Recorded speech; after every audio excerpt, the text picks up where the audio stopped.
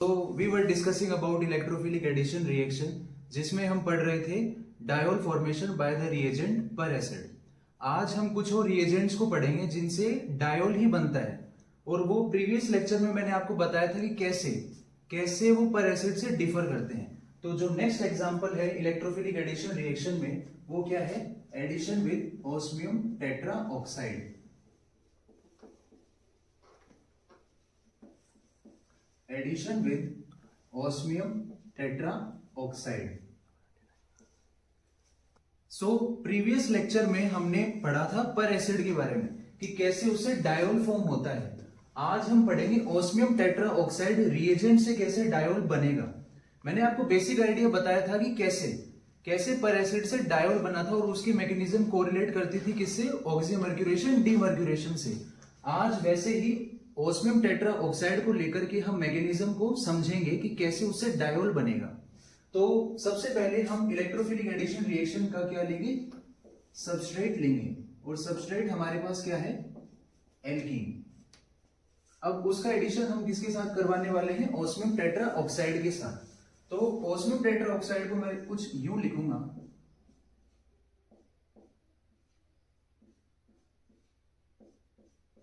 अब देखो है क्या, हम पढ़ क्या रहे हैं? Electrophilic addition reaction. हमारे पास क्या होगा? हमारा सबस्ट्रेट होगा, वो क्या है? हमारी एल्कीन। और क्या होगा? इलेक्ट्रोफाइल।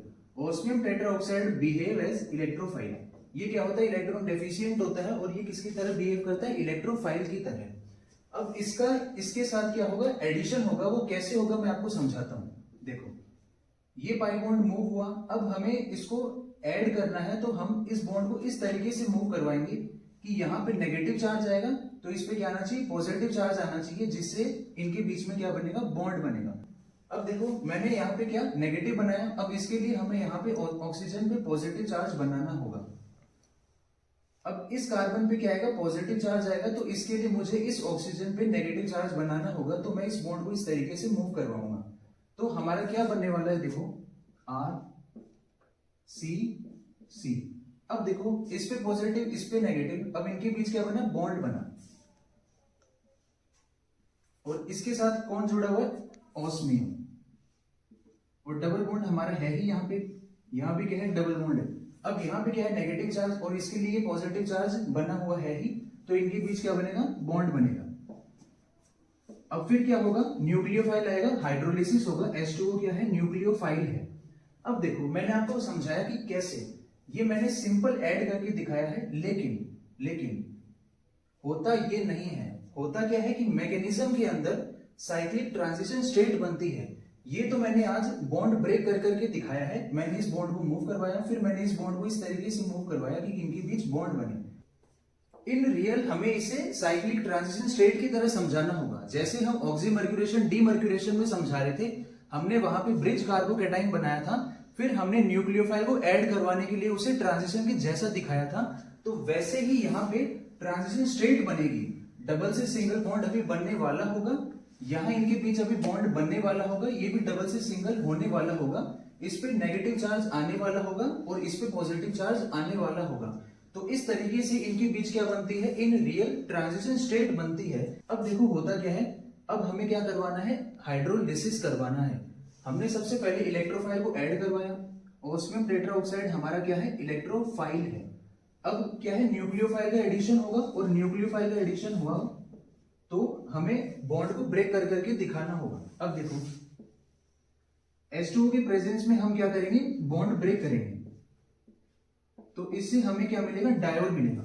अब देखो, RCOH और ऑस्मियम टेट्रा ऑक्साइड वो हमें एज ए रिएजेंट मिल गया फिर से।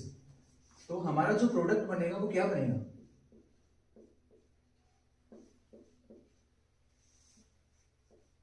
ये हमारा जो प्रोडक्ट बना है वो क्या बना है? सिन डायोल बना है। ये हमारा प्रोडक्ट क्या बना है? डायोल बना है, लेकिन वो क्या है? सिन है। और ये किससे डिफर करता है? ये पर एसिड से डिफर करता है, क्योंकि पर एसिड के अंदर प्रोडक्ट हमारा क्या बन रहा था? एंटी बन रहा था। अब यहां सिन बना क्यों है और पर एसिड के अंदर एंटी बना क्यों था? अब देखो, मैंने आपको बोला था कि ट्रांजिशन स्टेट बनती है, तो जो वो ट्रांजिशन स्टेट बनती है वो एक ही साइड बनती है। वो क्या बनती है? एक ही साइड बनती है, इसलिए हमारा जो प्रोडक्ट बनता है वो क्या बनता है? सिन बनता है। इतनी बात आपको समझ में आई। पर एसिड के अंदर क्या हो रहा था कि ट्रांजिशन स्टेट डिफर कर रही थी, उसमें ब्रिज कार्बोकेटाइन बन रहा था, उसमें नॉन क्लासिकल कार्बोकेटाइन बन रहा था, तो उसके अंदर प्रोडक्ट हमारा क्या बन रहा था, एंटी बन रहा था। अब यहां पे क्या है कि मैंने आपको ये नहीं बोला आज की इसके अंदर मैकेनिज्म जो है वो OMDM जैसी नहीं हुई है, यहां मैकेनिज्म OMDM जैसी नहीं हुई है, ये मैंने आपको नहीं बोला। OMDM होने का मतलब मैंने आज ये नहीं बोला कि इसके अंदर स्टेबल पार्शियल प्लस कार्बोकेटाइन बना है, मैंने आज आपको ये नहीं बोला कि इसके अंदर ट्रांजिशन स्टेट बनी है, मैंने आज आपको ये नहीं बोला कि न्यूक्लियोफाइल का एंटी अटैक हुआ है। जो OMDM में हुआ था वो आज यहां नहीं होगा, और ये आप किससे समझ सकते हैं, प्रोडक्ट से भी समझ सकते हैं, क्योंकि प्रोडक्ट हमारा क्या बना है, सिन बना है। अगर प्रोडक्ट हमारा एंटी बन रहा होता तो हम बता पाते कि यहां क्या हुई है, ऑक्सीमर्क्यूरेशन डीमर्क्यूरेशन फॉलो हुई है। तो हमने बहुत सारे एग्जांपल्स अभी तक पढ़े हैं किसके अंदर, इलेक्ट्रोफिलिक एडिशन रिएक्शन के अंदर, तो उसके अंदर हमने बहुत बार पढ़ा है कि उसके अंदर OMDM मैकेनिज्म फॉलो हुई है। तो वो जो OMDM मैकेनिज्म फॉलो हुई है वो अभी तक किन किन के अंदर फॉलो हुई है, एक तो खुद OMDM के अंदर, एक हुई है H2 एडिशन के अंदर, एक हुई है H2 प्लस H2 एडिशन के अंदर, जिसे मैंने क्या बोला था, हाइपोहेलस बोला था।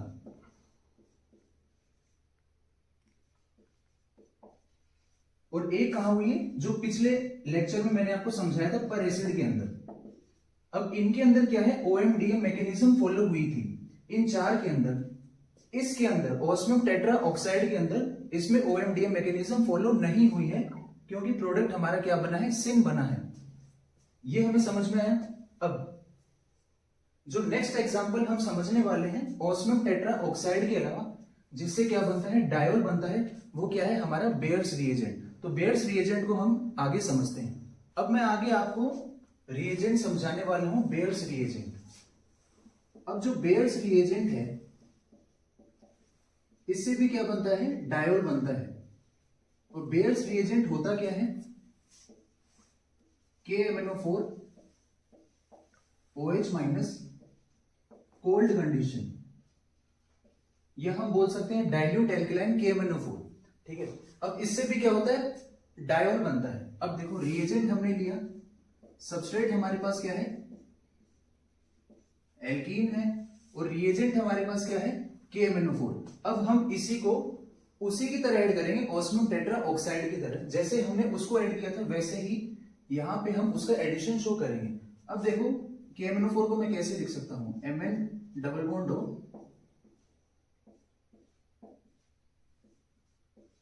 अब मैं इसको इस तरीके से लिख सकता हूं जैसे मैंने ऑस्मियम टेट्रा ऑक्साइड को लिखा था। देखो KMnO4 को K प्लस MnO4 माइनस में ब्रेक होता है, और इसको मैंने सिंपल ऐसे लिख दिया। अब देखो वैसे ही कि हमें इसको ऐड करवाना है, तो अगर इस पे नेगेटिव चार्ज आएगा तो मुझे इस ऑक्सीजन पे पॉजिटिव चार्ज लाना होगा, तो मुझे इस बॉन्ड को इस तरीके से मूव करवाना होगा। अब यहाँ पे पॉजिटिव चार्ज आया तो मुझे इस ऑक्सीजन पे नेगेटिव लाना होगा, तो मैं बॉन्ड को इस तरीके से मूव करवाऊंगा। तो बनेगा क्या हमारा, वही सेम जैसे वहां बना था ऑस्मियम टेट्रा ऑक्साइड में, यहां भी सेम वैसे ही बनेगा। ये बॉन्ड बना, ये Mn हमारा, ये O माइनस, और ये डबल बॉन्ड O। और मैंने आपको बोला है कि इन रियल होता क्या है, ट्रांजिशन स्टेट बनती है। ट्रांजिशन स्टेट बनती है जब इससे ये बन रहा होता है। तो ये तो मैंने आपको बेसिक एडिशन करके दिखाया है। ट्रांजिशन स्टेट के अंदर होता क्या है कि ये डबल से सिंगल बनने वाला होगा, इनके बीच बॉन्ड बनने वाला होगा, इस पे पॉजिटिव चार्ज आने वाला होगा, इस पे नेगेटिव चार्ज आने वाला होगा। और इसके बारे में मैंने आपको OMDM में बहुत बार बताया है, तो मैंने ये किया। अब मैं क्या करने वाला हूं, हाइड्रोलिसिस। अब मैं H2 यूज करके क्या करने वाला हूं, ये बॉन्ड ब्रेक करने वाला हूं। तो H यहां, OH यहां, H यहां, OH यहां। तो अब इससे क्या बनेगा, हमें डायोल मिलेगा।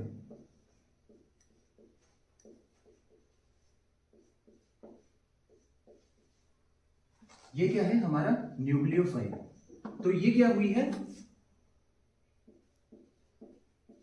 इलेक्ट्रोफिलिक एडिशन रिएक्शन हुई है। सबसे पहले इलेक्ट्रोफाइल आया, फिर क्या आया, न्यूक्लियोफाइल आया, और बीच में हमारा ये बना और प्रोडक्ट हमारा डायोल बना। तो ये क्या है, पूरी इलेक्ट्रोफिलिक एडिशन रिएक्शन है। तो अब आप समझिए कि एक तो मैंने रिएजेंट को लिया ऑस्मियम टेट्रा ऑक्साइड, एक मैंने लिया क्या, KMnO4। इन दोनों से क्या बना, इन दोनों से बना विस डायोल, और वो भी क्या, सिन। प्रीवियस लेक्चर में मैंने क्या लिया था, पर एसिड लिया था, और पर एसिड से क्या बना था, विस डायोल ही बना था, लेकिन वो क्या बना था, एंटी बना था। तो हमारे पास विस डायोल बनाने के लिए कितने मेथड्स हो गए, 3 मेथड हो गए। एक तो addition of alkene with peracid, एक addition of alkene with osmium tetraoxide and KMnO4। इनसे बनता क्या है, विस डायोल ही बनता है, लेकिन डिफरेंस आता है कि पर एसिड से हमारा एंटी बनता है और इन दोनों से हमारा क्या बनता है, सिन बनता है। और वो मैंने आपको समझाया है कि पर एसिड जब हम लेते हैं तो इसके अंदर OMDM मैकेनिज्म क्या होती है, फॉलो होती है। इसके अंदर हमें स्टेबल पार्शियल प्लस चार्ज पहले बनाना होता है। हम स्टेबल पार्शियल प्लस चार्ज बनाएंगे, फिर हम ट्रांजिशन स्टेट बनाएंगे, और फिर हम न्यूक्लियोफाइल का एंटी अटैक करवाएंगे ड्यू टू ओवरक्राउडिंग। तो इससे हमारा क्या बना है, एंटी प्रोडक्ट बना है, और इसके अंदर सिन बनता है, क्योंकि जो ट्रांजिशन स्टेट बनती है वो क्या बनती है, एक ही साइड बनती है, इसलिए हमारा क्या बनता है, इसके अंदर सिन डायोल बनता है। तो ये 3 मेथड्स हुए। मैंने आपको समझाया था कि पर एसिड के अंदर, पर एसिड में क्या होता है, अगर मैं हाइड्रोलिसिस ना लिखूं तो प्रोडक्ट हमारा क्या बनेगा, इपोक्साइड बनेगा। और इन दोनों के अंदर मैं अगर हाइड्रोलिसिस को यूज करूं ही ना, अगर मैं इनमें हाइड्रोलिसिस यूज नहीं करूंगा तो प्रोडक्ट हमारा फिर भी क्या बनेगा, डायोल बनेगा। तो हाइड्रोलिसिस के लिखने और नहीं लिखने का फर्क पड़ता है किसके अंदर, पर एसिड के अंदर, इनमें फर्क नहीं पड़ता। अब जो बेयर्स रिएजेंट है, बेयर्स रिएजेंट हमारा क्या होता है, पिंक कलर का होता है। जो बेयर्स रिएजेंट है ये हमारा क्या होता है, पिंक कलर का होता है, और ये जो प्रोडक्ट है वो क्या होता है, कलरलेस होता है। तो इसीलिए ये जो रिएक्शन है वो क्या होती है, टेस्ट होती है किसकी, एलिफेटिक अनसैचुरेटेड कंपाउंड की। क्योंकि जब ये कलरलेस प्रोडक्ट हमारे लैब में बनेगा तो हमें ये प्रूव हो जाएगा कि जो एलिफेटिक कंपाउंड है, जो अनसैचुरेटेड है, इसका ये क्या है, टेस्ट शो कर रही है, जैसे ये कलरलेस हमारा बनेगा। तो this is the last example of electrophilic addition reaction, जिसमें हमने क्या पढ़ा है, विस डायोल बनाना सीखा है। तो आज हम इस सीरीज को एंड करते हैं इलेक्ट्रोफिलिक एडिशन रिएक्शन से रिलेटेड।